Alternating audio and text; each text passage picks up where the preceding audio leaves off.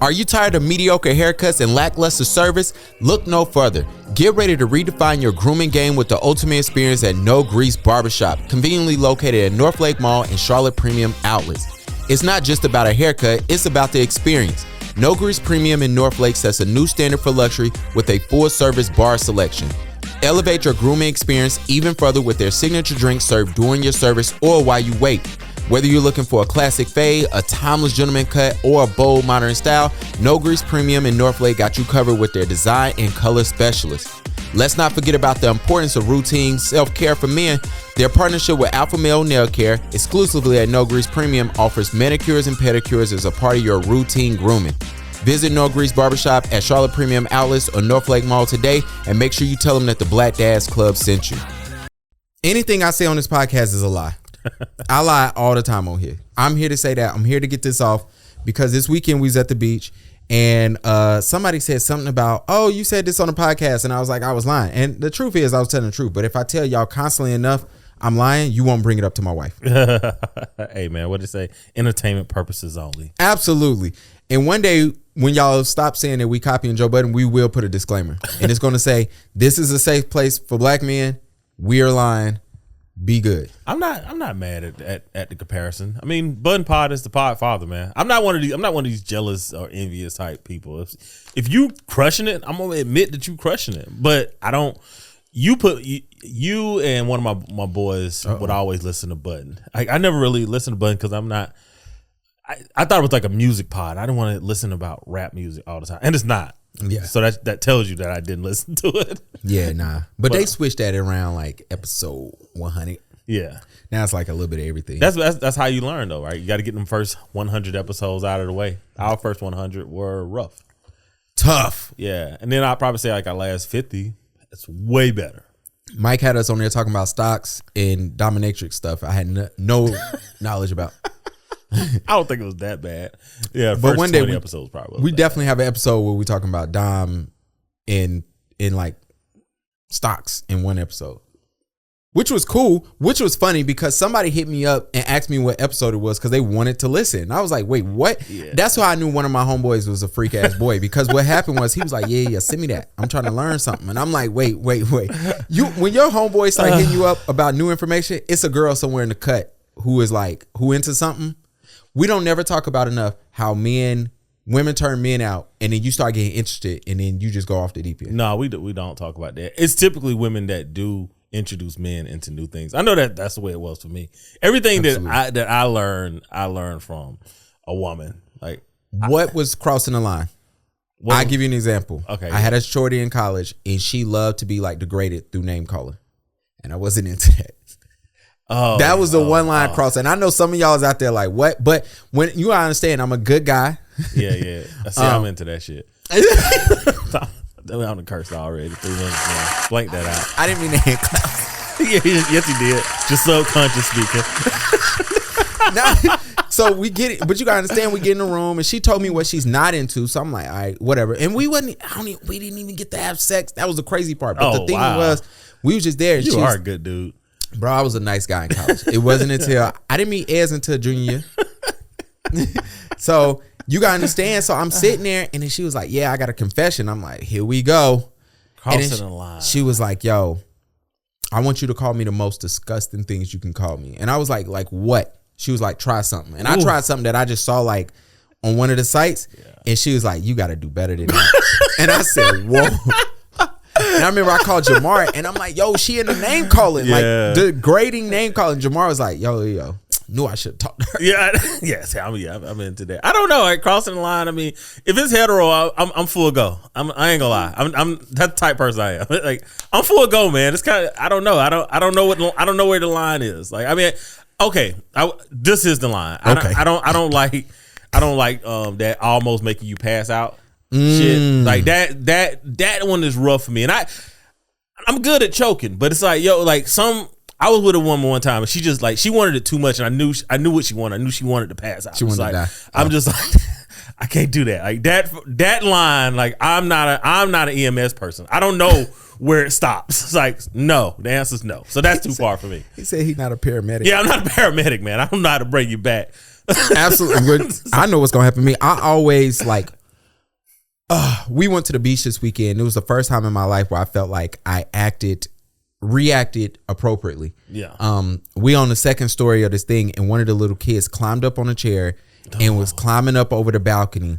Oh. And I yelled and I stood up.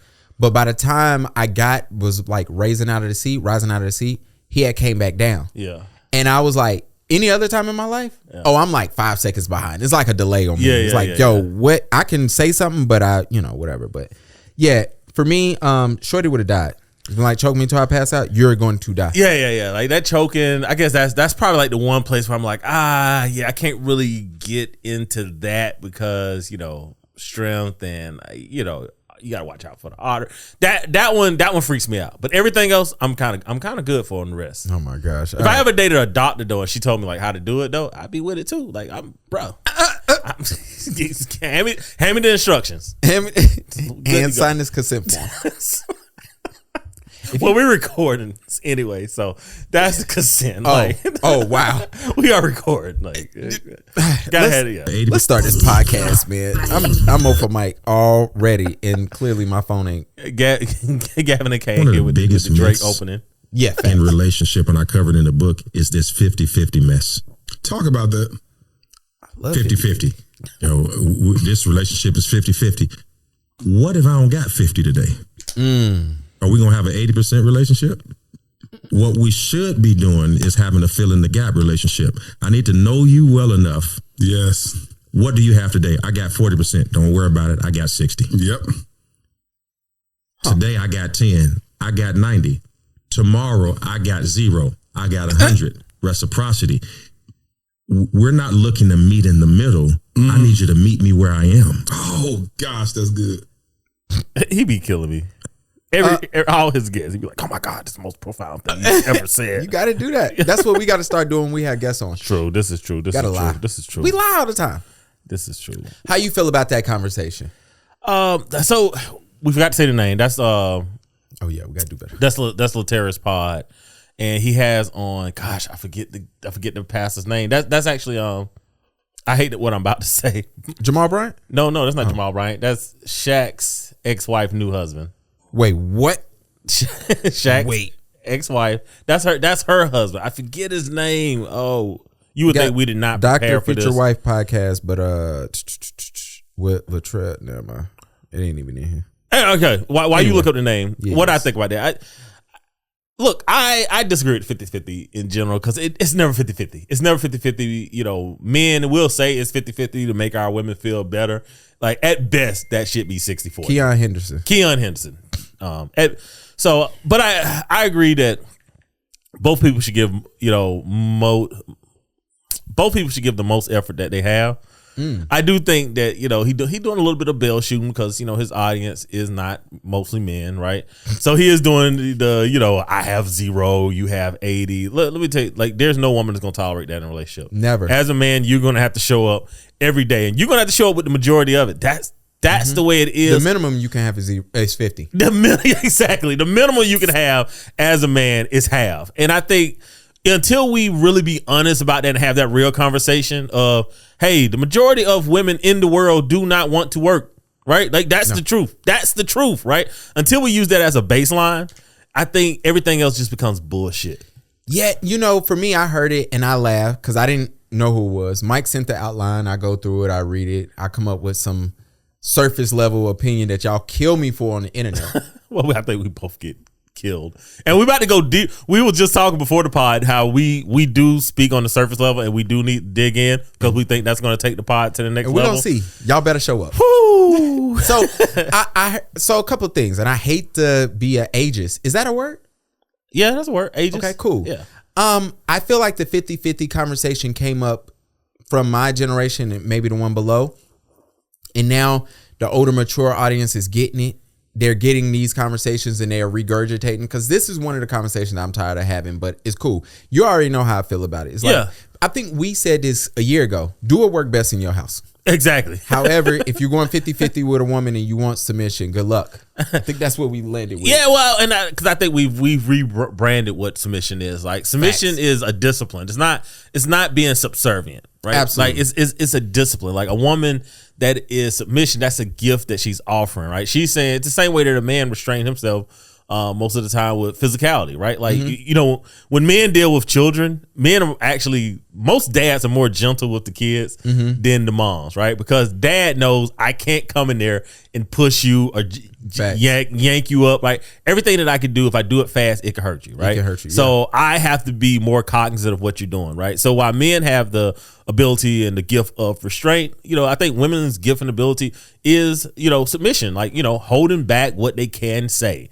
You know, that will cut you and hurt your feelings. So I think, you know, to your point, you're not going to get submission because we've rebranded what submission is, right? We've rebranded it to be subservient. It's not what it is. But, you know, if both parties are contributing, you know, obviously both parties have a say in the home. Absolutely. So, absolutely. And if both parties not contributing, the wife still has a say. Women have a say. Like facts. We gotta stop acting like they don't. Yeah, like they don't. Like they have a say. And so I look at it and I say, all right, we get into this conversation and we get into this 50-50 and we're getting to, all right, if I ain't got it. It reminds me of that bullshit. What is that Tyler Perry try to get off? 80-20 relationship? I don't even know. It was in one of them movies, and women ran with that, and they all single now. But the point is like, yo, what works in your home? If you give in, and it all balances out in the end. It all come out in the wash. Ain't that an old person saying? Yes. Cool. And I mean, and balance is you have to give more, right? Like once something weighs more on one side, if you want balance, you're gonna have to add to the other side. So I think that's the perfect way to think of how you need a relationship to run. Is we do need balance, right? Facts. But both parties have to cooperate, right? So when I hear guys say like, hey, I want a cooperative woman, right? Like they're not just saying that for no reason, right? They're saying, hey, there's a lot of non-cooperative women out here. Facts. Right? So I need you to be cooperative and work with me. I hate the 50-50 conversation because here's the thing. I put it like this. Everybody is banging on Western women, American women, of all races, right? And I think one of the things that Western women have as an advantage that they don't even notice an advantage is if you went to a man and you was like, hey, I like you, you like me. Worst case, if we moved in and we're saving half on everything, we could probably pay all our credit card debt off. We could probably pay our student loans off. We could probably walk out of this relationship with tens of thousands of dollars saved up, even if we didn't work. You know what I'm saying? After 4 or 5 years, right? There's no woman in the world that could compete with that, right? Western women have that ability to say, hey, I like you. We could both save here. The fact that that's not happening, I think, is why you keep having the 50-50 conversation, because dudes are like, yo, not only am I struggling as an American working here, just being a regular citizen in this country, making a high wage, I'm also having to subsidize, you know, the entertainment of people that I'm interested in, right? This is the imbalance for me. So I think I think to your point, the older folks, people my age and older, because I'm at the bottom of Generation X, right? So like my generation is, you know, people that are now, you know, 55 and 60 years old. Yeah. So I do think that when they're catching the conversation and doing the old person thing of they're having the wrong conversation. Yeah, because for us it's mostly financial. Yeah. I want to welcome everybody to episode 151 of the Black Dads Club. Sponsored by, brought to you by, paid by, loved by, inspired by NoGrease Barbershop Premium in Northlake. Shout out to them. I will be there next week after the weekend festivities because, you know, I gotta save my haircuts. I am your host, Gavin, aka Coke, aka doesn't even matter, whatever you want to call me. I have my co-host, the man with the plan, the man who runs everything, Pastor Mike Will. Somebody hit me up this weekend thinking you was a real pastor, and I just let it rock. I'm a real pastor. See, there we go. I want to shout out to Jake. Jake is not a black dad. I don't know if he listens, but I'm shouting him out because I know Ryan and Ben will send this clip to him. But shout out to him. He just had a baby boy like 2 days ago, and just congratulations. Welcome to the team. Welcome to the squad. We got a group chat with him. It's just super fun to hear like his perspective on life and everything. Plus, I'm about to put Jake to work as soon as I'm giving him 8 weeks. Yeah. You know, it's funny. His baby was like his baby might not even been 2 days old. And he was like, yo, let's have a business meeting right quick. And I'm like, yo, bro, you have a newborn. You in the hospital. He's like, he'll be all right. And I'm like, he's back to business. I'm like, bro. I gave him like what I needed. Yeah. And he was like, all right, we can start having like weekly meetings. And I said, I'm gonna give you 6 weeks. Yeah. Take that time and enjoy the time with the kid, man. Absolutely. Yeah. And that's the dad tip of the week. That's the only thing I got for him is enjoy this time, because when it's gone, it is gone. One of the things that I think is important for fathers, and I read this years ago, like when my son was young, and I appreciate someone posting this, is enjoy at every stage that they're at, because that stage is going to leave and it's going to be gone forever, right? Like there's going to be a moment where you're going to pick your kid up, and that's going to be the last time you ever pick your child up to hold them, right? Because they're going to get older. Yeah. So it's like, appreciate every moment. Appreciate the newborn moments. Appreciate, feeding them with the bottle. Appreciate when you start feeding them baby food. Appreciate when you're changing a diaper. Appreciate when they start, learning to use the potty. Appreciate, when they can get their own water and take themselves to bed and brush their... Every moment, right? My son is 10. He's going to the 5th grade, right? So he's a big boy now. Shout out. And then like the other night, he was just like, pick me up, right? And I can't, I got to pick him up like from the back and hold him in the air. But it's like, I can't get him up as high as I used to get him up, right? And it's like, and I reminded myself like, there's going to be a day where it's like, I can't really pick him up, right? Now I'm going to always be dad, right? So I'm going to always scoop you. Yeah, you know what I'm saying? To prove to you that I'm still the alpha lion, in the house. But there's gonna be a moment when even that ends, man. I think that kind of like it kind of is. It just reminds you to appreciate every moment as a kid, because when you changing diapers, man, like I tell you this, Jake, you're gonna walk in there one day and you're gonna be like, where did that chocolate come from? And it ain't gonna be chocolate. But if you remind yourself, that this is a moment that you're never gonna get back, you won't be upset. Absolutely. Mike's shooting from the 3 today. He like 75% from the 3 early in the pod. I respect it. I love it. Now I got to step it up. My boy turns 3 on Monday, and like Karina got all sad like 2 days ago. And like, I was just thinking, I'm like, this is wild, because Hayden, that's my nephew. He was 11. He's 11 and he was with us this morning. I gave Hayden's food, and Ro goes, where mine at? And I was like, wait, what? Who taught you that? Who are you? Who are you? And the fact that you said, where mine at? Yeah. It was just hilarious. But it's fun, man. But congratulations to Jake. I can't wait to see how you fit into the Black Dads Club, because it's official now. Yeah. I'm going to figure out a way. Come on. That's the only way we're going to get there. And I done vetted Jake. He down. There we go. The DNC. This is what you won't hear on the Joe Budden podcast, because they recorded yesterday. How about that? The DNC had night 2 last night. Did you watch? No. Right. This is when we go on the fast break, and you just got to pass it up to me. I watched. I can't say how much I watched. I turned on when the roll call happened. Yeah. I kept up on Twitter, but I wasn't watching. When you told me Lil Jon was doing something at the DNC, I turned. Let me tell you something. I said this last night, and I don't care anymore. I'm enjoying the pandering from both sides. If you do not lean into the pandering of election season, it will drive you crazy. It will. Just to give everybody a thought of what happened. They did a DNC roll call last night. I don't even know what a roll call is, because I don't keep up with politics. I kind of make up my mind on who voting until. Never mind. Let me just stop for y'all call me ignorant. They're gonna say you don't know what you're talking about. Yeah, I was gonna say I don't know what the hell be going on during election season, and y'all don't be doing that for black men anyway. So it's kind of like they really don't. Which goes back to the point that I made, last week or the week before. Black men need to. Our voting percentage has to be like 90%. We have to get to like 90% voting. Absolutely, as black men, don't care how you vote, Mike. And let me tell you something. They killed us on Twitter for that line right there, and it just let me know we're gonna get to you tell the truth on the internet. Yeah. The fact that people was upset that you was like, so you cool with voting? I told somebody, I said, I've never heard of a reach this bad, because they wanted to say that you cool with people voting for Trump, and I'm like, you missed the whole other 85% of what he said. Yeah, but whatever. We believe in pro-choice, whatever that might look like, whatever. But cool. Yeah. They hated that, and obviously, I do not support Trump, right? And I'm not the. You said that. Yeah, I kept that part. Yeah, I do not support Trump. And to be honest, I don't really like Kamala, right? But those are the two options that you have, right? It's Coke or Pepsi, right?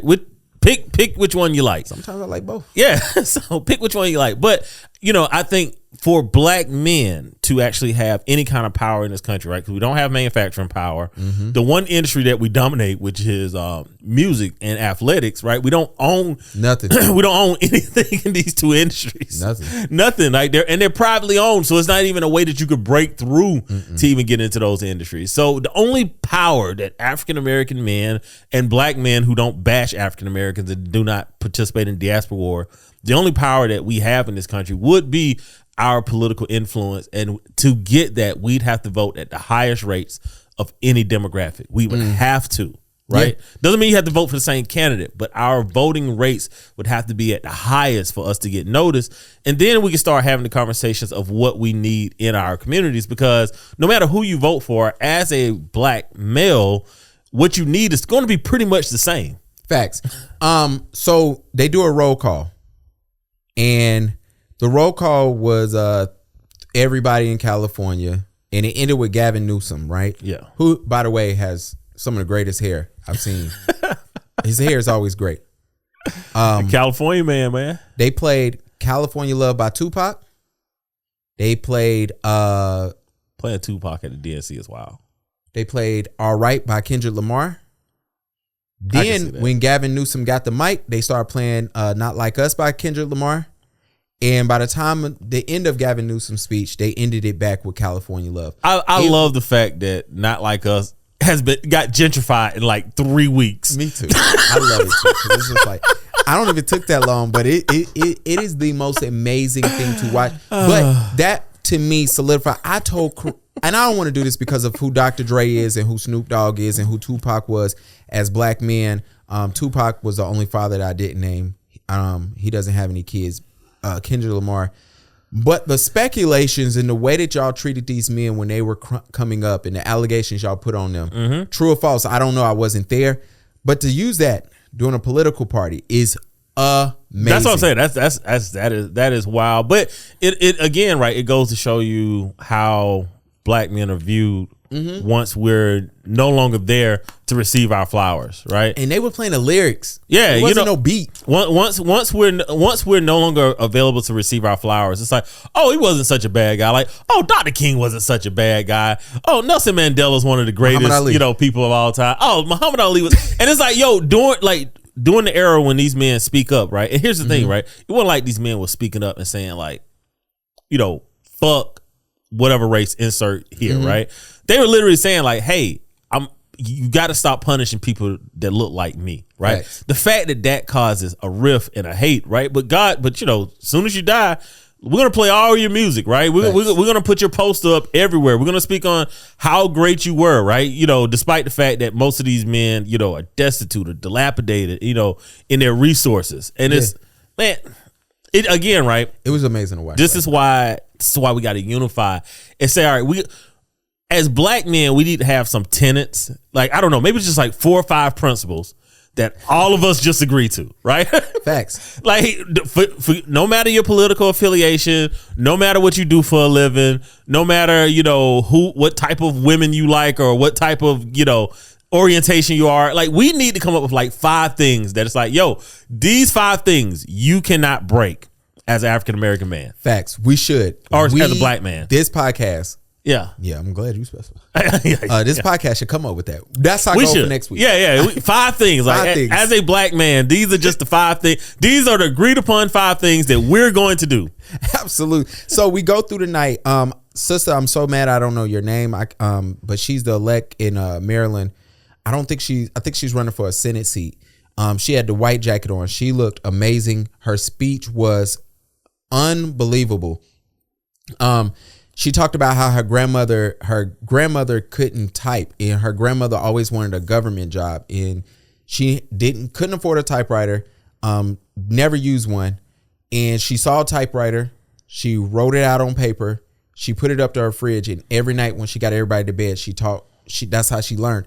And at first it sounded like, because there was a lot of lies last night, and I'm gonna get to the lies.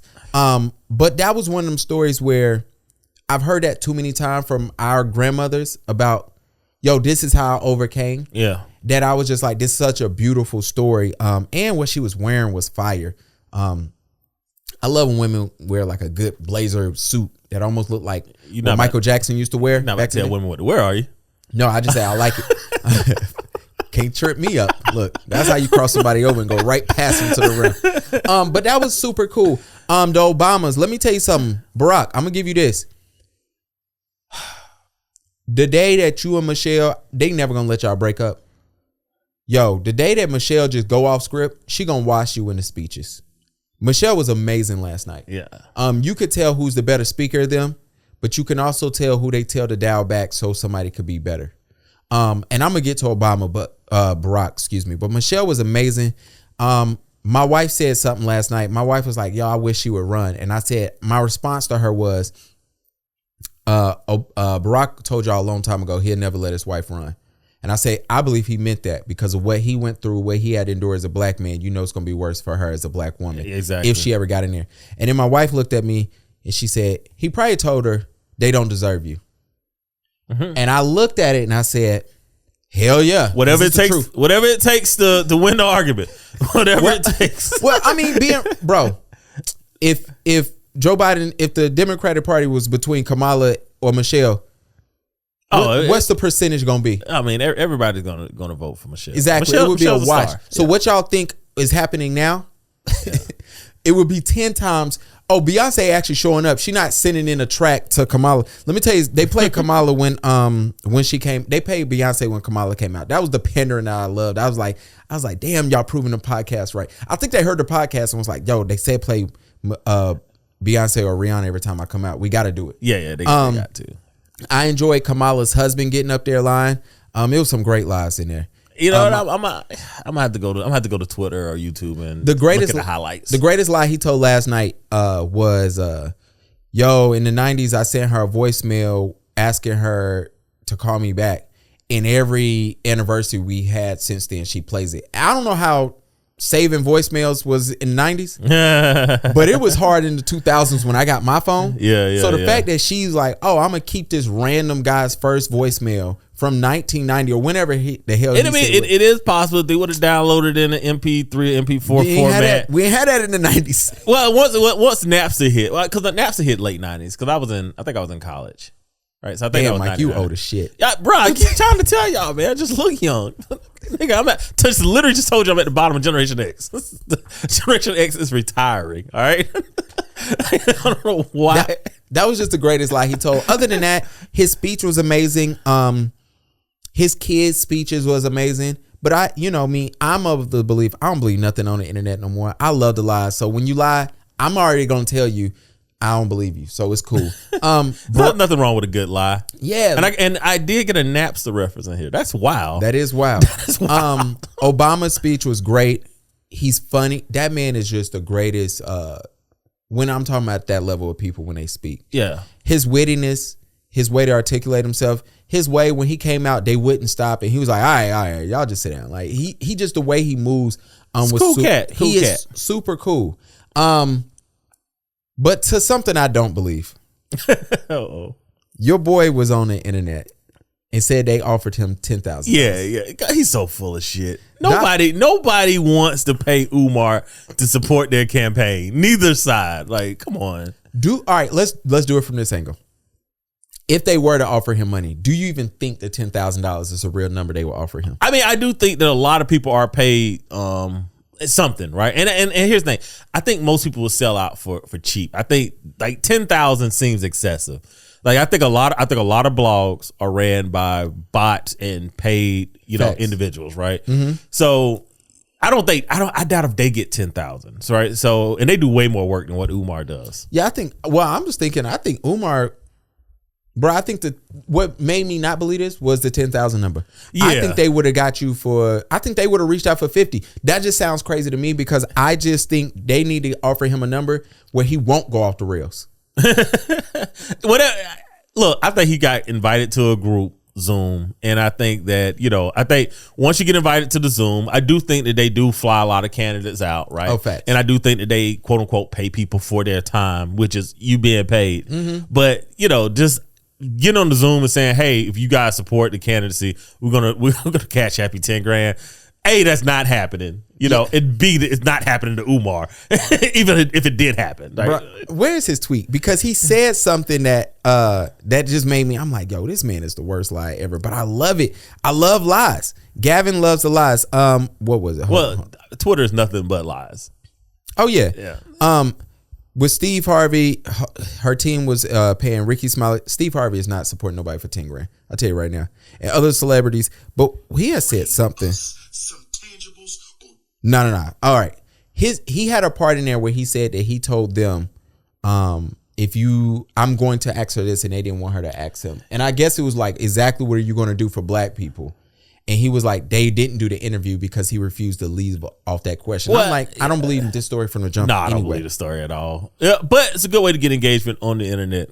Yeah, shout out to him. Yeah. Umar and I forget the other guy named the whole fruit guy that say he pays his woman $50,000 a month to stay with him or whatever.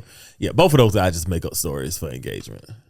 You seen my man's ran up on Roland Martin at a church? Do you think rolling up on somebody at a church to check them is right or wrong? I think we're too old for that. And you know, here's the thing, all right? I say we're too old for that, but I don't even think young people should do it either. I think rolling up on someone to try to prove your masculinity is the worst way to try to prove your masculinity. Roland Martin did come at him first on the internet. And I think that's when you be like, hey, pick up the phone, right? Like if you got something to say, call me and say it, right? Don't come at me on the internet, because for one, I'm not going to go back and forth with you on the internet. Facts. Because I know that everything that I post can be used in court, all right? Ooh. So if you actually see me, I don't need all that. So I think for me personally, right? I think it's all for show. Now, with that being said, is he wrong for doing that, right? If that's the question, I think he's well within his rights. If Roland went at him and then he saw Roland, that's how two men handle things.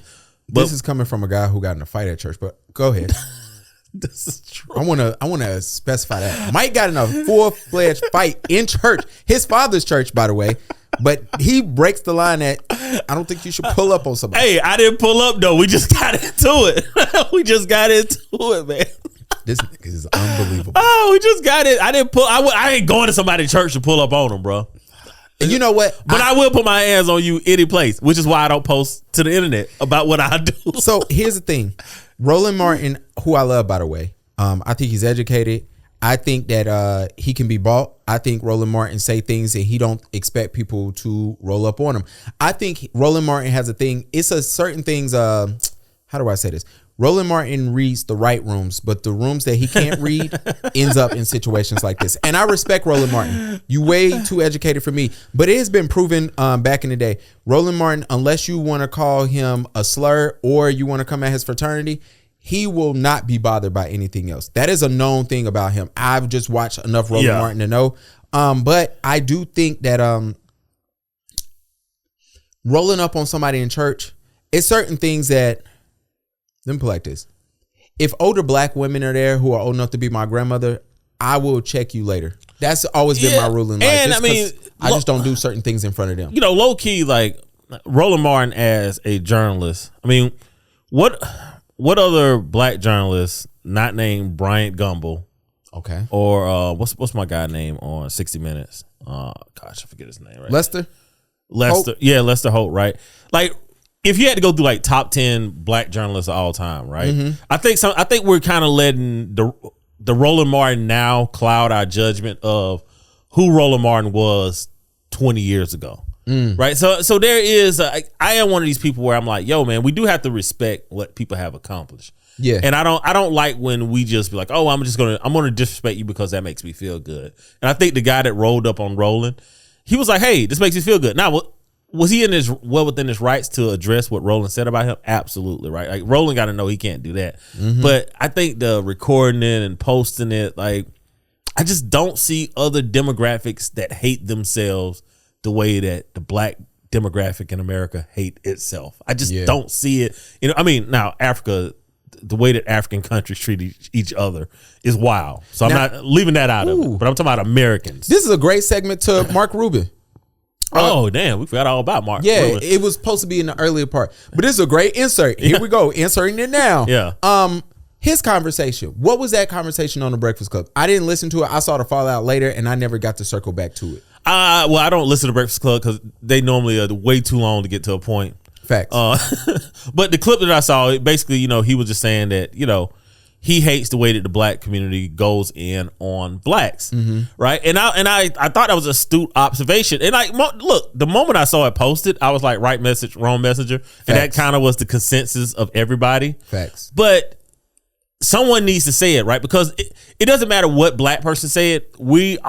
I've said on this pod, we hold black people, especially black men, to a moralist code that ESPN or anybody else would just Dana White the fuck out of a situation and keep it moving. Facts. Right? So I hate that we do that about ourselves. Ruben notices it the same way that we notice it, and he said something because it was one of his friends that was being attacked, right? He's evidently really cool with Meek Mill. Absolutely. So, he was like, yo, y'all are attacking Meek's sexuality, and he's like, that's not even the case. I think he's absolutely right. I think that's a symptom of blacks since the apartheid. I think it's hard to shake. I don't have an easy answer on how you fix blacks hating on themselves. You know what it is for me? So I saw Meek's follow up. So I knew what was said from the standpoint it was all over the internet. This goes back to my point last week where I was disappointed in Parks from Joe Budden not speaking about broken homes, because it's almost like when other communities start saying, yo, why y'all do this, which is what Meek said. Yeah. He asked me certain questions and I had no answer for him besides that's just how black people react or act. Yeah. And it's tough. You know what I'm saying? It's until other communities be like, yo, why y'all do X, Y, and Z? Why? And sometimes you gotta give them the heads up. I tell Ryan all the time in our group chat that we have, his two homeboys who I love to speak to, I've literally gotten intense arguments with them about sports, right? Yeah. But I love it because when we were in those communities, the people that weren't black there was kind of like scared because you got two black dudes yelling, right? But we talking about LeBron and Jordan. Yeah. Nothing's going to end badly with this conversation. We're laughing. We're not moving off our points X, Y, and Z. Now, when they ask, yo, why do y'all have to yell? Then it's kind of like, do we have to? Blah, blah, blah. But we understand what's going on. So, Mark Rubin is interesting, but he is cool with these individuals. He is cool with J. Cole and Hove with the whole Mitchell Ness. He did get Meek out of jail. You know what I'm saying? Yeah. It is a lot going on. So I'm sure he has a lot of questions. And I am interested to see how black people, I guess the response is people have to start doing more of the work on themselves, whereas it's therapy, figuring out like, yo, why? Because a lot of it is like, yo, if you get to the next level, what happens if I never get there? Well, even beyond therapy, one thing that other communities have that we don't have is they have home countries. And then they also have, and because they have home countries, they have intelligence agencies and think tanks. And the black community doesn't have an intelligence agency or a think tank, right? We don't have anybody to keep people in check, right? Their community has somebody that keeps people in check, right? You say something crazy, there's going to be some board, some panel that's going to reach out to you on behind the scenes and tell you don't do that again, and you may need to apologize, right? Facts. We don't have that in the black community, right? So when someone goes off script and bangs on, like even somebody that needs to be banged on, right? A Bill Cosby, right? Somebody who may need to get banged on, right? In other communities, they'll be like, Harvey Weinstein happened, right? Yeah. And it just happened, right? He's an individual that's individualistic. That's not the industry that's ran by people like him, right? That's just him, right? Somebody reaches out and that becomes the message, right? Yeah. We don't have that in the black community, whereas, when a Bill Cosby happened, right? It's like, oh my God, this is what black men in power do. And it's like, no, that's an individual who we don't fuck with. Who we don't mess with, right? Ever since his shows went off in the 90s, we haven't really dealt with him. You know what I'm saying? And it's like, yo, that is him. Don't label all of us like that. Exactly. We don't have a panel, a community, a think tank, a super PAC.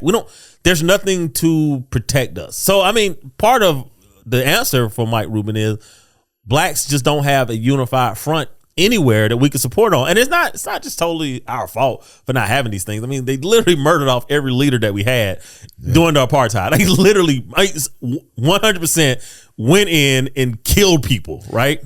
Who do you think gave Mark Rubin that call to be like, yo, you can't speak on black? That was Jay-Z. That was Jay-Z. I figured it was either Hove or Obama.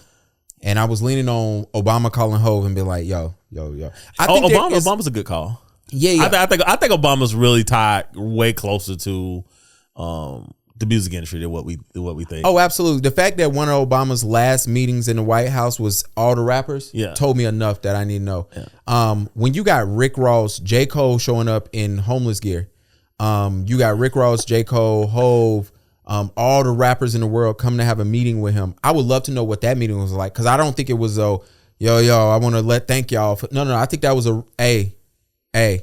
something is about to happen. Y'all need to get y'all shit in order. Yeah. The fact that Rick Ross left there and then started a farm, it's the most genius shit ever. One of my favorite lines is Rick Ross telling Drake that he broke, and nobody, not even Drake, said you lying. That lets me know enough about Rick Ross that I just have to get that off. Also, I wonder what's the black hierarchy is. Like, Hov gives calls. I don't know. But I know Obama is above Hov. Yeah. I don't know where Oprah falls into this thing. I don't know who is the person. I don't think we have a real one yet. I think that's the problem. I mean, look how Robert Smith showed up at Morehouse, and we was like, oh my gosh, we finally got a black billionaire that's about to come out here and support us. And then we heard from him since. Yeah, they smacked it down. I don't think we really have a real one, and I think again, right. I think that's why we do need think tanks and super PACs so we can start working at elections at the local level. Yeah. So we can actually start trying to build like a power base. Like right now, the power base of black men is just tied into what we could do for the DNC. Like that's it, right? Because I mean, if you watched the DNC last night, the quote unquote black representation was high, right? Mm-hmm. And I told y'all I didn't watch it. I flipped through, but I wasn't paying attention. Yeah. But it made it look like, okay, this is what America is, right? I mean, super diverse. Yeah, but the truth of it is, right? Blacks only make up 13% of the population, maybe 15% if you want to add Afro blacks into that. So it's like, and we probably still undercount. They probably are undercount African Americans by a huge number, but either way, we're not the majority, right? We were not what it looked like on Twitter. Absolutely. This ain't on the board either, but just going to the whole talk, I love what's going on between. I don't really love. I just love the hypocrisy. What's going on between Vlad and Marlon Wayans? Yeah, hilarious. I love that Vlad has outed himself that he's paying for interviews. Oh yeah. I knew that. We knew it, but it's like I love that he's just like, no, I'm not paying you $40,000 for an interview. Here's the joke. Vlad and Mike is correct. Vlad used to live on the hill. I don't pay for interviews. Mm-hmm. One of the most disgusting things that Vlad did was he talked about how right before DMX died, he paid him 30 something for an interview, and DMX got mixing, and then he passed a couple of days later or whatever later. I thought that was disgusting to mention when he died. Yep.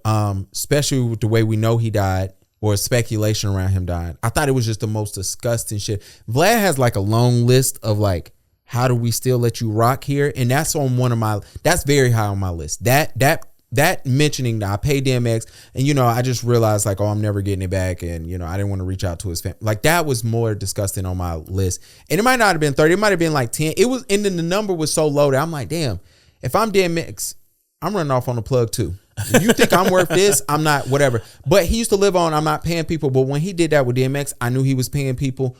Also, Marlon saying, yo, if Marlon gives you a number, you are not in any place to tell him you're not worth that. It's just simply hey, bro, I ain't got it. It's not worth my business. Yeah, I can't pay that much. Like that's all Vlad had to say. It's like, yo, bro, I can't pay you that much. Like whatever Marlon asks for, that's a good number for Marlon. Marlon is part of Hollywood elite black royalty, right? Absolutely. So I seriously doubt Marlon needed the money. No. So the fact that if he gave a stupid number, if he said $100,000, it's like, yo, that's what it's going to take for me to allow you to interview me because I don't need the money, bro. And to Marlon Wayans, I want to let you know if it would have came out that you asked for 100. We will have the same response if you ask him for this 40. I'm actually disappointed in the 40 because I thought it'd be worth more. Yeah. You talking about a guy that's worth 9 figures. You know what I'm saying? Him and his brother, they was able to stand alone from their father. Yeah. Which is hard to do, by the way. To stand away from your father and older brothers is hard to do. You did that. When people are still rich and they're not making movies, they made a lot of money. You can laugh at white chicks all you want to. But that shit is still on TV. Scary Movie they sold off for a ton of money. Yeah, like so it's amazing to see, man. Yeah. All right. A couple nights ago, I was up late scrolling through Twitter. I couldn't go to sleep, and I saw Mike lie. One of the biggest lies I've ever seen. I wouldn't say it's one of the biggest lies. Oh, this is on the top 3 of the biggest lies I've ever seen Mike tell. Mike said black men have historically been the best tippers. That is bullshit. I'm here to tell it. Black men are not terrible tippers. That ain't what you said. I said black men are the best tippers. Hey, So okay. give me the backstory of how we got there. All right. I mean, I don't know. I forget what the retweet was. Right. It was a tweet, and I retweeted it. Okay. And I was just like, yo, like black men are typically not. And I'm gonna tell you where I get this from. Right. I'm in Charlotte. Charlotte had CIAA for like a better part of a decade. Okay. So yes, I was out all the time. Also during this time frame, I'm living in like one of the nicest areas in Charlotte. So I have I have white roommates. All right. Clearly. So yeah, opposite, right? So it's like a lot of them, right, are in the service industry, right? Not the guys I'm roommates with, but like a lot of the women that they know, because everybody's out partying, so you meet a lot of people in the service industry. And one of the things that I started hearing and realizing was during CIAA, they wanted to be at work. Oh, facts. They wanted to be at work doing CIAA. Right, like it was literally the most money that the people in the service industry was making. I worked during CIAA in Charlotte. Yeah, and one of the things was like I was like, yo, this narrative that black people don't tip. Right, I'm not even saying black men, that black people don't tip, because this was pre when they were just throwing that automatic 20% on. Yeah, this is when people actually had to write the in tips, because remember when they started knocking in the automatic, that it was a controversy. Yeah, so you can't even rewrite the story because I was there. Yeah. He was paying for it. I wasn't. I was leeching. So I was like one of those things. I was just like, yo, historically, I believe. Now I don't have any proof on this. I actually tried to Google it. I couldn't even find it. I don't have any physical proof, but I will say that like black men, like once black men get past, I guess like their first real job, we're pretty good tippers, man. So the tweet was, I love pulling up. As this is from somebody your name is not even worth mentioning. As someone who worked in diners for 5 years, I can confirm black. I don't know if they meant to put a gender after that or what, or an S. Black almost never tip. The only ones that do are the ones who grew up in middle class family or wealthy families. Mike said black men are known as the best tippers. I wrote, no, they not, Mike. I can't let this lie live on the internet. And I don't think it's a lie. I think that's the truth. Here's the truth. As somebody that worked in CIAA, yes, before All-Star, nobody in Charlotte made more money than service workers than All-Star of 2020. No. Yeah, I know All-Star is going to be the best because that's going to be the richest black men are showing up. In America. So I'm taking that out. Outside of that, CIAA is always. The reason why CIAA, you make the most money because it's the most volume in the city. It's no other reason why. The fact that businesses had to start automatically charging gratuity is because black people do not tip. I'm telling y'all this. This is not. I worked in the service industry for almost a decade. Mike knows this. I'm gonna give Gavin this argument, but I think when it comes to black men, ask me who the worst tipper is at right now. Just ask. Okay, who? All right, no, let's do this. Let's. Oh, you already got it there. Okay, who's the worst tippers? Go through the worst tipper. Give me your top 3. Top 3? Yeah, top 3. Number 3, black women.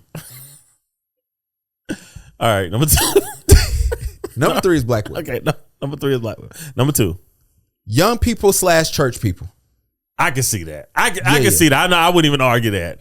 Number 1, yes, un-Americanized foreigners. Oh yeah, because they don't tip in their culture. Exactly. They don't. So tip that in is their the top 3. Okay. That is, and that's ranking. And I'm sorry to say, that is the ranking. If you ask anybody there, if you are a black woman and you go ask somebody else this question, they are not going to tell you the truth because they're going to think that you've been disrespectful. Okay, so I actually that list actually makes sense. All right, the best tippers, foreign people that are not Americanized. That are not Americanized. All right, foreign people that are not Americanized. Young people / church people. Young people, church people. That actually makes sense. Yes, and black women. Black women. That is the truth. I'm not here to lie. Those are the and worst after that, I don't know what it is. The best tippers by far are white men. Middle-aged white men are the best tippers. And that's not even close. And the reason is why, especially horny middle-aged white men, they will Matter of fact, let me retract that. Ask me who the best tipper. The original simpers. Yes, horny white men are the best tippers in all of America. They will over tip. They will tip. They will spin. Don't believe me? Go ask the Hooter girls. When you see them over there talking to the dude whose shirt don't cover his stomach with the trucker hat on, they love him because he's horny and he will tip. He'd have paid $25 for $25 worth of wing. Now, facts. All right. Now, black men, what do they rank as far as best tippers? They're probably in the top 3. Okay. But I mean, Americanized foreigners are great. They are good tippers. So it was not total lie. I just misranked us. Yeah, you misranked us. You know, this is your overrated, underrated statement. This is true. I do. Look, y'all. I tell y'all all the time. I'm biased. Yeah. All now, broke black men are definitely in the top. They in the top 5 of worst tippers. And let me tell you this. I've said this plenty of times. It's just because people are not educated on tipping.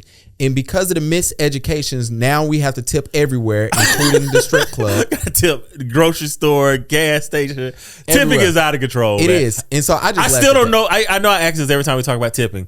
Do I tip for takeout? I still don't know the answer. I believe takeout is just 15% now. Like, I'm not doing that. It's a flat 15% for takeout. No, I'm doing that now. As a person working in service, I'm not tipping 20% unless you tell me to go strictly to the kitchen, which I think the owner steals anyway. Exactly.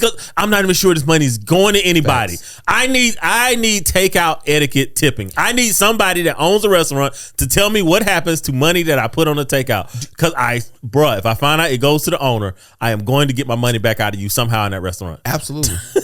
Do not. Do you know what tip pooling is? That's when, all right, if you don't know, because our audience might not know. Okay. Tip pooling is when everybody that works there is all the tips get thrown into a pool that's not cash. Yeah. Gets thrown into a pool and it gets divided out by who works the most hours. And so honestly, if you work the most hours, you get most of the tip pool, right? Okay. I believe restaurants, if they do that, should start announcing they do that. Yeah. And I think it'll go a lot further. People be more willing to tip. I would be, yeah. Because I mean, I do not. If anybody's listening to this podcast, please in the comments on YouTube, tell me what is the takeout tip policy and where is that money's going? Absolutely. I need to know. I was going to talk about, can we tell people the truth on the internet? But we've been talking for too long and you can't.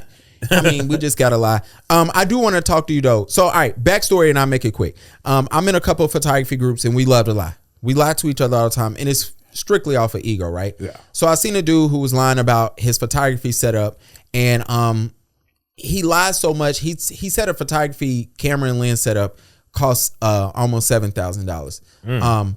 For me, it made me gasp, clutch my pearls, because I own that same camera and lens setup.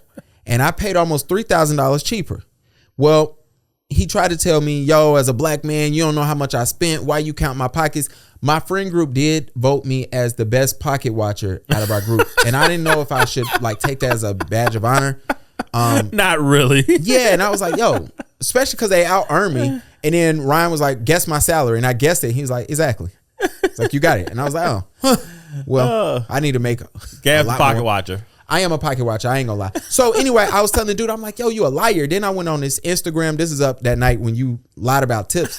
I went on I found when he bought the camera, I figured it was 2 days late. It was 2 years after I bought mine. So I went on and found I saw how the price dropped every year for this camera. So I knew he was lying. And I was like, well, he did it because he wanted his ego stroke. And then I was wondering, it started getting to me on a deeper level, like, how do we tell our homeboys the truth? Not even that you lying. I want to get to the truth. Like, how do we start telling our boys, yo, this is the truth? Whether you see them messing up, whether you see them ruining their life, whether you see them crashing out, how do you pull them? Because sometimes it's too late and sometimes it's too early that you don't want to ruin something. Yeah, I mean, I think it starts at a young age and it's like homies you grow up with. So you either have it in you or you don't. Like I know an individual that like lies all the time. It's just what they do, right? It's nothing like Donald Trump being elected kind of relieved me that I wasn't the only person that had experienced somebody that actually just lies all the time. And when you catch them in a lie, they just move on to something else, right? They don't address it. So it was like I was like, oh man, like I wasn't going crazy. So when you say like, how do you tell your homies the truth? You either have it in you or you don't, right? Like if when I go out with most friends, like, yeah, I think sometimes I don't get invited because I'm the person that that will just say anything that I think needs to be said. Right? I've seen you do that. Yeah. So it's like a lot of times I go out and people be like, Mike, why you not really saying anything? I'm just like, because I'm gonna ruin the conversation. Right? Ooh. I'm gonna ruin it, right? If I talk, I'm gonna ruin the conversation. I'm gonna end up dominating it. It's not gonna be fun. Yeah. So I'll just listen, right? So when you are a type of person that will, and this thing, I never say anything to like hurt people's feelings or try to win. You're not argument. malicious. Yeah, I'm not. Like I don't even care. Like if I am talking to somebody and they give me new information, I'd be like, oh damn, I ain't consider that, right? Tipping, right? You were just like, I was like, oh, you know what? Yeah, you're right. Swipe in. So how do you tell people the truth? I think it just has to be in you where you're not a malicious person. You're a good. If you're a nice person, okay, I think people have no problem with hearing the truth. I think they'll seek it out from you. Okay. But if you're the type of person that like to dunk on people and just be like, "Ooh, I caught you," I think you're gonna always have a hard time telling people the truth because every time you say something, it's gonna be a visceral reaction because you're dunking on them, right? And nobody wants to be dunked on. At least not all the time. Yeah, even when it happens, right? You don't want to be dunked on. You don't want to be posterized, right? You don't want that memory to exist. And I think that becomes the problem is that some of us have no idea of how to be gentle with people. Everything should be done in love. Everything should always be done in love. Should it? Yeah, be a good person, man. Be a good person. Like even if you have to take somebody out, be like, yo, I love when I see a good fight on the internet and the person that win help the other person up. Oh yeah. I love doing that to people. Bro, you did well, you lost, but hey man, it's over. We're good. When he sent his Nigerian brothers after me, and they started just saying shit that I was just like, damn, because maybe I'm not a part of the culture. I don't get y'all combats. They're not that good, and most photographers are weird, myself included. So I was just like, whatever. These are not good, but whatever. And then he edited his status to include me and was like, I just want to let everybody know, since Gavin Bower don't believe that. Oh, that's my government. Oh, y'all find me anyway. I put my government everywhere because I need y'all to book me for photography. But anyway, when he said that, I wrote him. I said, yo, now I feel included. I'm going to like your post and I'm going to share your work. And then, but I'm like, bro, you showed me you was a corn. Once a lame, always a lame. Thank you, Kendrick Lamar, for that. I love that. That's real. That's one of my favorite lines of the year. Yeah. And I love Cat Williams. I don't know why liars lie. They just lie. Liars just lie, man. Like I've dealt with them before. Just Oh, here go another one of my favorite. Hold on. You having an unnatural allegiance to losers is not like you. I love saying that to people. Hey, boy, Cat started 2024, boy. Bruh, he has to win every award. We need an award of who won this year. Podcast interview of the year. Absolutely. And Shannon, you gonna win. You gonna be in the ranking when we do like the Grammys of who won this year. We should do that. We should rank podcasts at the end of the year. Oh, podcast interviews of the year.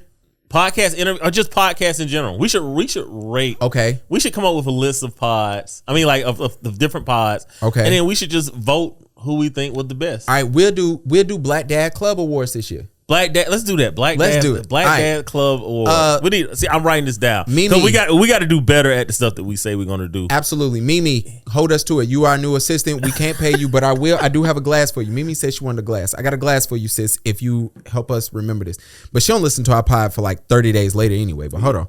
Hold on.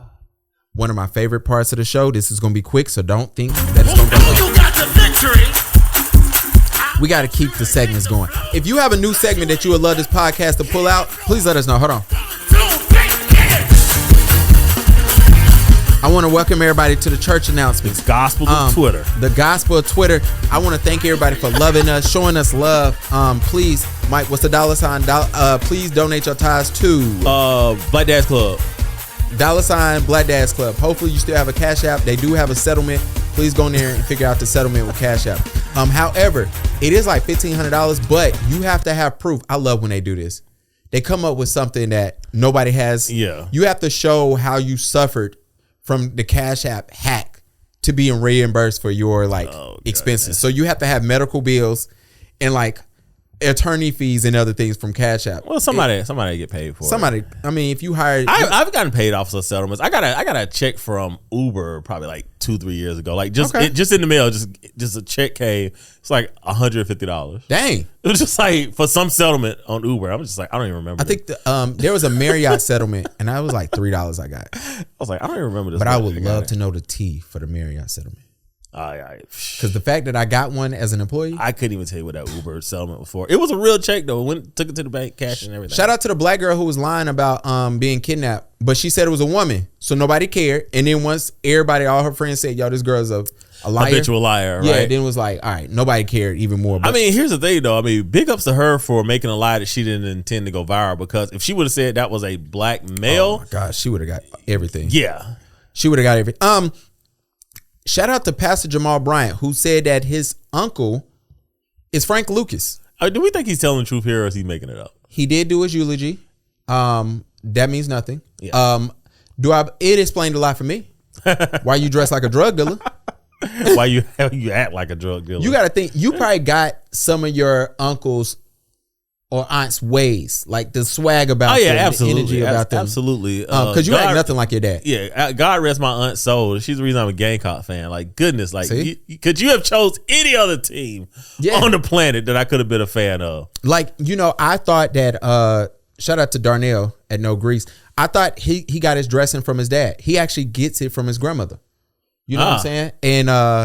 And the only reason I know that is because I saw his grandma out one day and I said, yo, who's this well-dressed older black woman, like dressed to the nines for something that didn't require you to dress for the nines for? I definitely picked up from my grandmother, like how to hold court.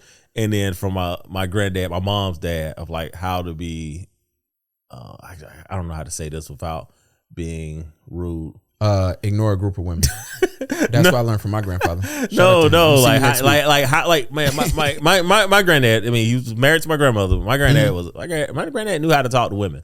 He knew how to butter the biscuit. Let me put it like that. My dad know how to do that. So I learned that from my granddad. He would like butter biscuit. I remember having a conversation with my dad, and I'll let you go ahead and start church announcements. Yeah. But we're sitting down in church. I forget what's going on. Right. I'm like sophomore in college, so I'm probably like 19, 20 years old. Mm-hmm. And we was having a conversation about something stupid I had did. And at church, actually, in the church office. And my dad said something to me. He's like, son, I know where you at, because he's like, you got a lot of your dad in you, and you got a lot of your granddad in you. And I was just like, interesting. So it's not really my fault. Yeah, it's not your fault. Yeah. It's just genetic. My dad is a very much of like a romantic guy. And I could have been a simp. I put it like that. Hey, and not because of him, because one time I said something in church when I was speaking, and I said something and he was like, don't you never get up there and hold men accountable and leave the women out. He's like, you got to be equal. That's a good dad right there. That's a good dad right there. Everybody gets all their credit. Yeah, absolutely. And he said, don't never do that again. And I don't know if I spoke after that, but to my church announcements.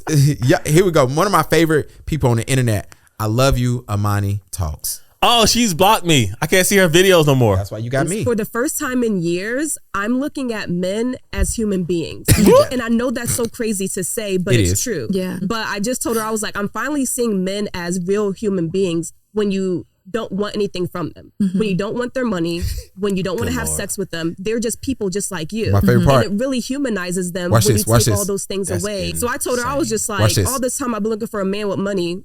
I got a man with money. Like, God is giving me my income. My favorite part of the interview. Y'all got... Boy, I could only imagine if a man had said this right here, right? Like, this is the first time I'm humanizing women. Bruh. Well, all the comments said, men, I don't know why y'all upset, because y'all only thing y'all do is objectify us. Bruh. To say that I only should deal with men with money, I wanted a man with money, and God supplied my income is wild. Oh yeah. She had to clean it up at the end after she literally said men are not human. So she had to appeal to authority at the end. That nice way of telling me you worthless. I gotta follow her for one of my burner accounts. I did not know she was dropping bangers like this. She blocked Mike and the podcast. Yo, we can't even hashtag her. We can't even have because I was looking for it and I had to go to a burner. Yeah. I got to log. Here's the thing. The comment that got us blocked. I was literally talking about men and women not having babies out of wedlock, which is kind of our platform, right? That's kind of the thing that we stand on more than anything. It's like, yo, stop having babies out of wedlock. That's what's ruining all of us, right? Mm-hmm. These babies are anchor babies, for lack of a better term. and it's like, I don't know. And again, she blocked us. I'm gonna have to follow her from a burner because that is a banger. I need to start doing some YouTube reacts to those. You know Good Lord. What's wild is the thing that threw me off. She blocked us. Yeah. I'm not blocked. Don't block me. I'm saying that now.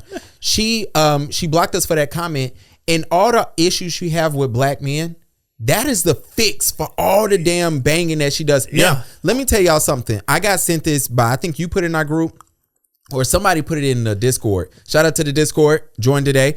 And I said, then somebody else sent it to me separately.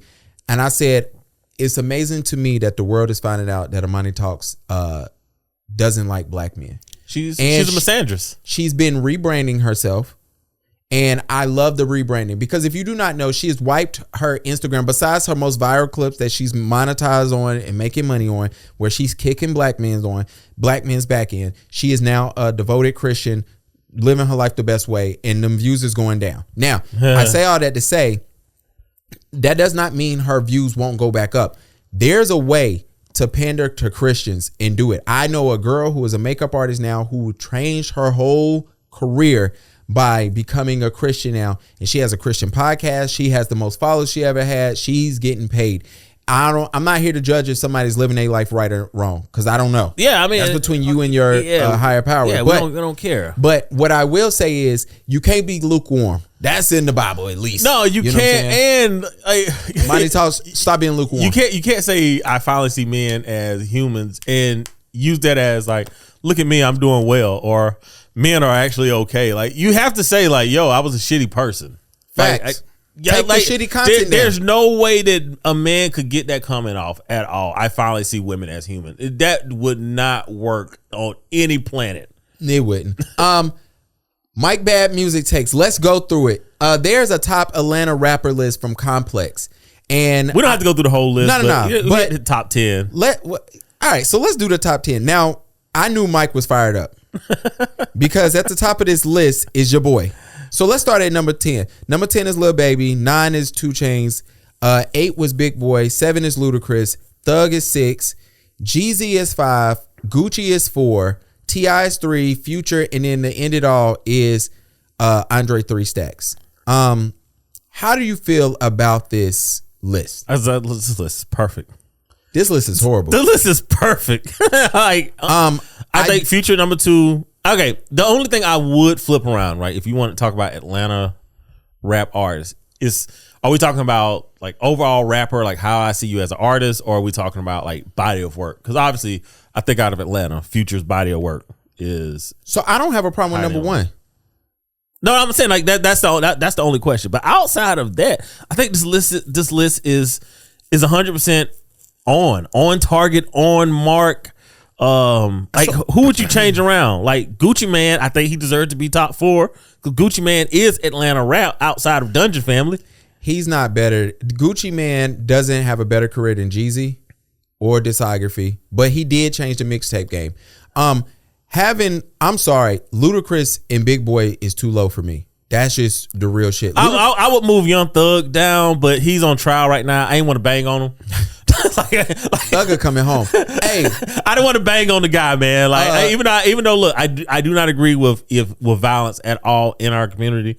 But that being said, I didn't want to bang on him. I will say this: which one of y'all political parties just need to say, "I will free Young Thug," and I promise you'll get the vote from somebody. That stimulus, the casual voter. I keep telling y'all, casual voters don't vote. But they don't vote. But Ludacris and T.I. are the same for me. I think that's threw me off. Now the overall list was disrespectful. I think they had like Saha the Prince, who has he's probably top 10 greatest rappers. I'm talking about just rap ability. Yeah. They had him at like number 49. And they had stupid people. They had lists.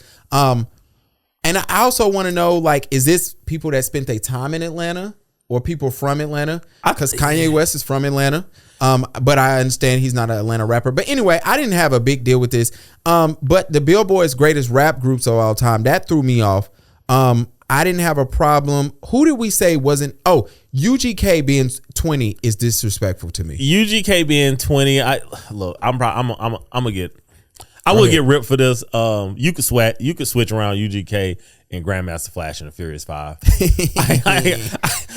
I love rap music. I appreciate them being, one of the first responders to being on the scene, but they not that good, bro. They're really not that good. EMPD wasn't on here, which was weird. Yeah, that was weird. I think they were low key forgotten about, and I think G Unit is overrated. I do too, but I wasn't mad at Migos. They were 19. At 11. Yeah, I wasn't mad at the Migos at 11 because they really just fostered in a new thing. Well, and is there any other rap group right now outside of the Migos? Like anybody that has become successful? Because the Migos actually became successful. Like they were legit. But I mean, like rap groups, I can't really think of another rap group since Outkast that has really done well. I thought that the Fugees being so low, but they going through a lot. Shout out to y'all canceling y'all tour. I don't think they put out enough. I don't think they put out enough content. So I wasn't mad at where they were. No. Naughty by Nature was the 90s music. Cypress Hill being on the list. Come on, gotta relax. Don't do it. Salt and Pepper being number 8, man. Y'all can get that shit out of here. But I get it. Y'all want to pander to the girls. Well, I mean, and they were 80s rap music. Like, I mean, I kind of like. I remember being in 3rd grade dancing a Supersonic tape in the cassette player that we use for reading. Right, when the teacher goes out the classroom. Yeah, I don't even know if you was born yet. That's insane, basically. Absolutely. But let's go through the top 5 though. Outkast number 1, obviously greatest rap group all time. Fair. Wu-Tang number 2. I'm not mad at that. Not mad at it. NWA number 3. After this is when it get fishy. Not mad at it. Tribe Called Quest and Run DMC. I would have had them flip. Run DMC. They changed rap. Yeah, Run DMC, Def Jam. I'm about to say, Run DMC is what I think people think of when they think of Grandmaster Flash in the Fast Furious 5. Yeah, I think Run DMC is actually what you're thinking of. Yeah. So yeah, Tribe Called Quest, Run DMC. I would definitely flip that. Tribe Called Quest though kind of brought in like that smooth, like funky sound though, into rap music. So I'm not mad at it. Top 5, I think they nailed it. Yeah, they close to it. I will say this before we move on. Leaving off EPMD is wild. It is wild. That is great. That was a great rap group. I was listening to Rakim rap at a show, and just his rapping ability. So all right, most people don't know I grew up in the church, so I didn't listen to rap. And the first rap album I ever bought when I was older was actually Illmatic. And it's one of my favorite. That's probably why it's my favorite thing, because it's the first rap album I ever bought. That's funny. My first rap album that I bought, I can remember, it was actually Tribe Called Quest. Look at you. So that's why Nas will always be in my top 3 rappers, just because that is the first rap album I ever heard. But a part of that was once I started listening to Nas, this is when the internet still was on dial-up. I was super happy about it. eBay was jumping. So I had to go on eBay and buy all these albums because I couldn't get to a record store, right? But my mom didn't understand that I could have stuff. I was just passing out her address on the internet. My mom could not fathom that, which is why she shut it down. But one of the other funny parts was I Googled top rap albums of all time. Second rap album I ordered was Rakim and Eric B's Paid in Full. So I just fell in love with Rakim's voice and his rapping. And to hear his story about how he was a recruited quarterback to college is amazing. And that's what always killed me when I was younger, to find out that these rappers went to college. Now these rappers are literally leaned and drugged out and can't talk. Yes. Kodak Black literally did an interview. This is so off topic. He did an interview talking about how he felt like it was a part of his life a couple years ago when nobody cared about him. And I was thinking about it. It's like when you went on Nori and we as a community said, Nori, you are wrong for recording this. When you said you wanted to meet Master P, and Master P said, yo, I got to charge you to look at your paperwork so we can get it fixed. And you shitted on Master P. And we were like, hey, you shitting on one of our icons. Don't do this. It's like, bro, it's bad. But shout out to I was going to call him, shout out to Kodak, man. one of the great people. I was going to go in about this Tyler the Creator clip with Drake. It doesn't matter because I feel like we're going to run through sports real quick. So I do want to get to this Shai Jackson thing, and we're going to have a conversation about this. And the only thing I want to say is, for those who do not know, Shai Jackson, Tiny, she's an actor. Yeah. I think she's like Disney actress. I want to say I don't know if she has an Oscar, but she won some award where she did not expect to win. And we all know her from that meme. Yeah, we know her from the meme. Where everybody knows Shai Jackson from. And so, but anyway, we ended the pod last week and Mike asked me, did I know about this? And I was like, nah. And I still didn't look it up. And then it just started floating. Mike be having breaking news and wants to wait a week, which is smart. I told y'all, until it proves to be wrong for Mike, I will follow Mike's take on this, just to wait. So anyway, it comes out that her and her man got into a domestic, her fiance got into a domestic dispute. The police were called. When the police came there, the conversation was, we were just arguing, we're good to go. The police didn't buy it. So they looked at the hotel tapes and saw Shai Jackson thinking that she was Floyd Mayweather. Yeah. Well, her man was acting as Floyd Mayweather dodging. And she thought she was not funny, but that's not funny. See, Mike, see how we do black men? Yeah. Is he black? I don't know. This nigga look like. I don't know. Who's a good boxer that didn't know how to swing? Tank. She was Tank Davis and Floyd Mayweather, right? And so they arrested her. And I hate the internet because I feel like my Twitter is nothing but Trump supporters killing Democrats. And I feel like I don't tweet nothing about politics. I just feel like Elon, they know what's going on. Yeah. Right. Yeah. And I felt like, I don't know if it's true or not, but I just felt like the comments were just showing me people that was, how do we say this the proper way? Excusing her behavior. Yeah, it was a lot of that. And I think there needs to be a conversation on intimate partner violence, right? But how do we have that conversation, right? Which is what we want to talk about. Yeah, it's like, how do we have that conversation? Because the truth be told, right? Like if Shai is hitting you as a man, you're not really worried about her hurting you, right? But, you know, if Shai is hitting you as a man and you react to it, right? You know, it can't be, well, the guy started it. The guy is the abuser, right? You know, just because the guy didn't lose. And I think that's a hard conversation to have when you go through the intimate partner violence studies. It shows that I think half of relationships, the violence is bidirectional, right? And then out of the other half, right? So half is bidirectional, right? The man and the woman is both hitting each other. Out of the other half, 70% is initiated by the woman. Right. And the guy isn't responding. And then the last 15% is what we consider domestic violence. So I think it's kind of hard to have that conversation in our community because we want to demonize the person that can cause harm. Right. But sometimes we're not looking at the Shai. I think I'm going to call him the Sky. Is it Sky or Shai? I think it's Shai. Okay. Shai Jackson. Yeah. So but when we look at the tiny Shai Jacksons, right. And, you know, kudos to law enforcement for looking at the guy saying, nah, we're gonna go look at the tape. Yeah. And they might have did that because they was like, yo, you so much bigger than her. We gotta look at the tape. Or we gotta look at the tape. We don't know what it is, right? But yeah. You know, kudos for them to say, you know what, we see who the person is that was violent in this situation. I think there's conversation in our community on how should men respond to intimate partner violence, right? Should we call, you know, the cops, right? Like, because the vast majority of the comments were, you know, she can't hurt him. What did he do? Right. And I think that's toxic. I think our community, I think we're stuck in this toxic cycle where if it's not the right thing, but the only victim is a black man, we're okay with it. Facts. And I don't know if her guy is black or not, right? I'm literally going through the comment section of what I was reading because it wasn't other communities that was in the comment section. It wasn't white men in the comment section. It wasn't Hispanic men. It wasn't Hispanic women. It wasn't white women. This was 100% nothing but black men and black women responding to it, going back and forth, and it was toxic. And I think that was the reason to bring it up is, why are we like this? It goes back to the question we had about, you know, Michael Rubin at the beginning, right? Why are we like this towards one another? And what will it take for us to actually treat one another or at least have the desire to protect the other one. You know, my hard problem is, so to take y'all behind the scenes, me and Mike had this conversation off mic.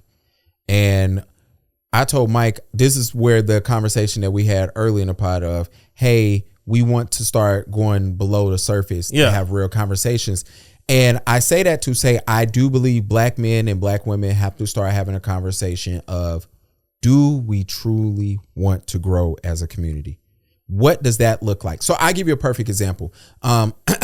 Years ago, this is before me and you ever started a podcast. I had my group of friends over, and we were talking about the rapper, the female rapper, No Name. I'm sorry, I'm gonna start using female again until y'all put it on the list of words we really, really can't say. It fits so easy. Yeah. But female rapper No Name was saying something. She called out J. Cole, Kendrick Lamar for being fake activists, right? Mm-hmm. She went through all this list. J. Cole responded. And he said that, yo, I don't like your tone.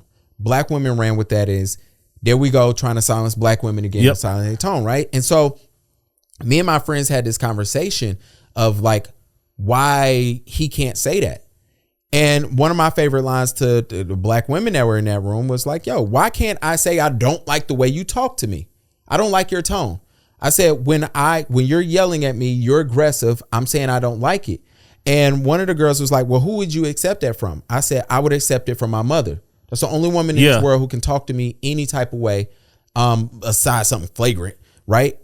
And I would sit there at least. I said, anybody else, I'm just going to tell you, instead of walking out of your face and like yelling back at you or disrespecting you, I'm going to say, hey, I don't like your tone. You might want to change it, or I'm going to leave. And she said, no. One of my friends in particular was like, no, you should do that with all women. And I told her, hell the fuck no. Like, I'm just not doing that. I'm not going to treat every woman the same way I treat my mother when it comes to how we communicate. So I say that to say, but you know, when we got done with that conversation, everybody came to an understanding of, now we understand how black men feel, how black women feel. And the conversation went on for like an hour, but it was great. And I told them, I said, the problem is all of us is going to go home tonight.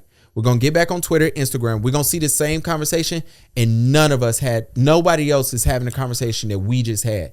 And I feel like we can't have the real conversation about domestic violence within our community simply because nobody's willing to say, yo, how do we take the community forward? And it's not like, it's the easiest way is everybody goes, nobody touch nobody. Cool. Yeah, and that's not real life, right? Because I know chicks who into that shit. And that becomes the problem, is because if someone disagrees with your stance right now, and this is an American thing, and I don't know how we fix this, right?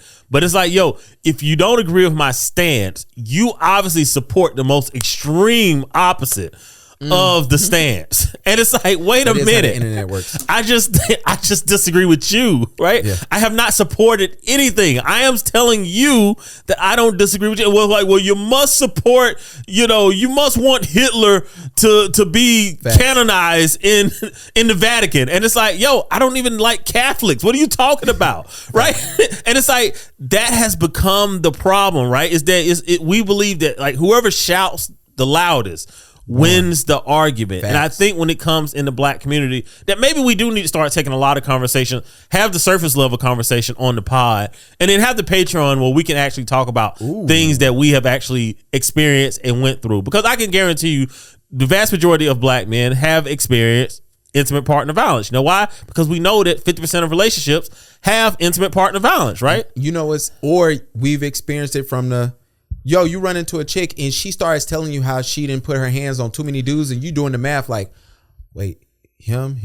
Oh, I'm next. Yeah, dip out. Exactly, right? So it's like there is a conversation that needs to be had, but I think the internet is, hey, if I hold a position, it's like, well, if I disagree, you got to be the most extreme person ever. And it's like, well, I just wanted to have a conversation, right? I just wanted to have a conversation. I don't pull up to KFC and ask for burgers, right? So when I mention KFC, it doesn't mean that I hate burgers. It just means that I'm here for chicken, right? When the last time you got KFC? I don't know. It's been a minute. I think I was actually overseas because I was just like, oh, it's KFC. Let me say you and Ezra get on my nerves with that shit. Mike and Ez are the only two people who will go out of the state, out of the country somewhere and be like, let's get this American shit. Yeah, but it's not even American. But like your brother get on my nerves. Every time we go out of town, he want to go to the same store that we got back in Charlotte and be like, I just want to see if they got something new. And I'm like, anyway, sports is back. Who y'all play this weekend? The Gamecocks play, right? No. It's only like 3 teams playing in college this weekend. Oh, so okay. There's a 12 o'clock game, a 4 o'clock game, and I think a 8 o'clock game. Are you ready for the Gamecocks this year? I'm curious to see what we're gonna do. We got some talent. We got some players on the field. So I am curious. But SEC is always tough. But we good to go, man. We got a good quarterback. Got a good wide receiver. Is the quarterback black for y'all? Yeah. We got. I wonder if it's the boy that Ez and them been talking about for like 2 or 3 years. It is. It is. It absolutely is. I'm forgetting his name right now. Yeah. I want to say Journal. It's not Journal. It's gosh, what is our? This is how we'll know if Ez listens to the pod. He'll correct us. Yeah. There we go. So football is back. Yeah, I'm ready. I'm ready for college football, man. I love college football. It's best time of the year. I am here to say that game, College 25 game, y'all never get me again. That game left so much on the cutting edge for it. They could have did so much more with that game. It did. They left to take that amount of time and not get it right. It is disappointing, but I'm gonna give you a B- because I miss college football. I'm gonna give you a C-. I think I played it 3 times. First of all, the game is too good. That's no fun. And the game is good. Unless I'm missing it, there's not a create your own player and he goes through college. Yes, Road to Glory.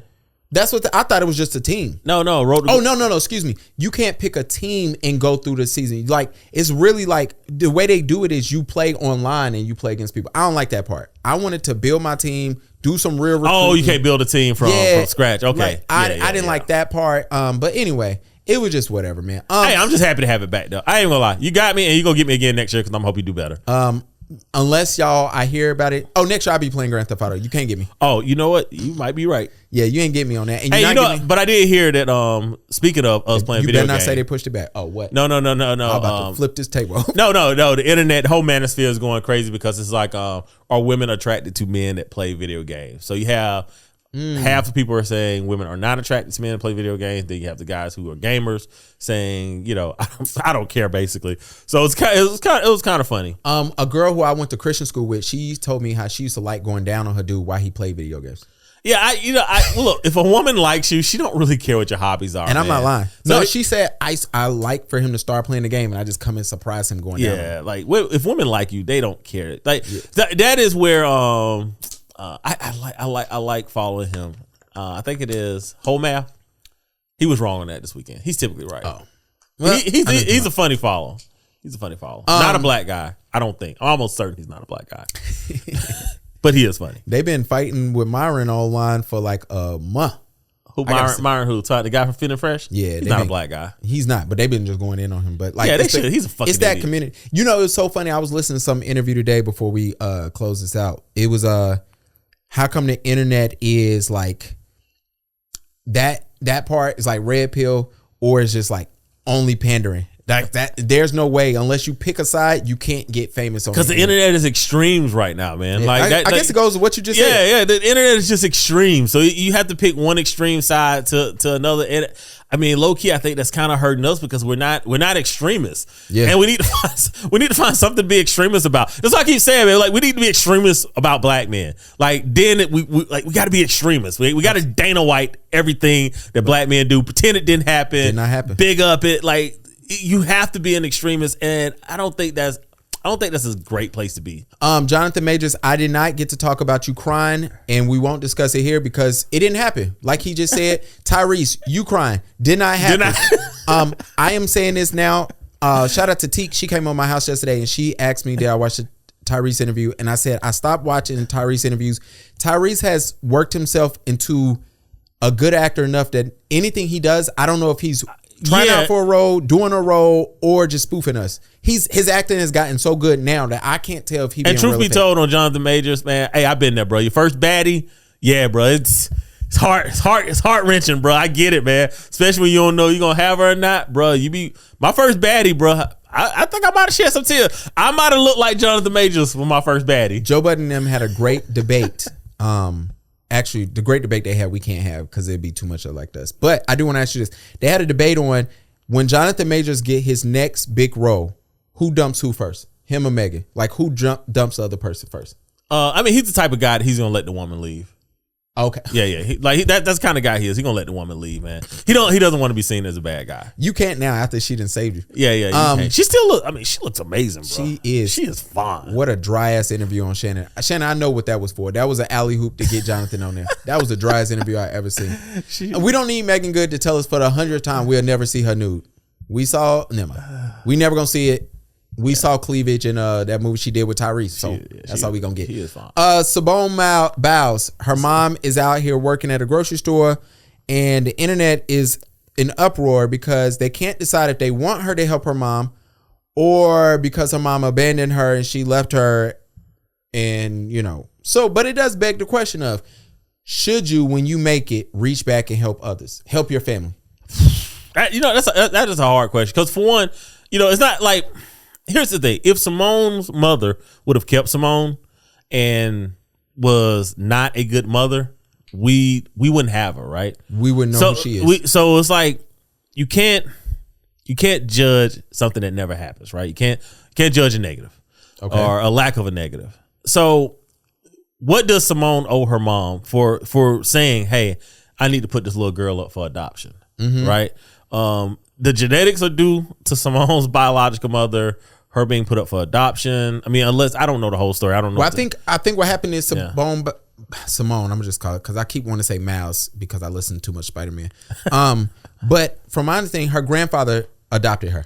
Yeah. So I mean, her mom giving her up, saved her life. So here's the thing: Simone is married, and she's newly in her marriage, and I will say, I think her mom waited until she was finished with the Olympics before she, so she would never have this distraction.